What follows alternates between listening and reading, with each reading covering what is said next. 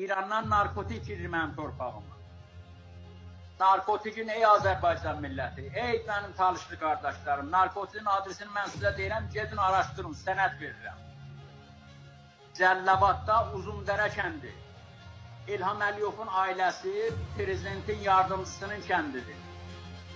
250 ton orada uyuşturucu həmməşə orada amadə depolarda.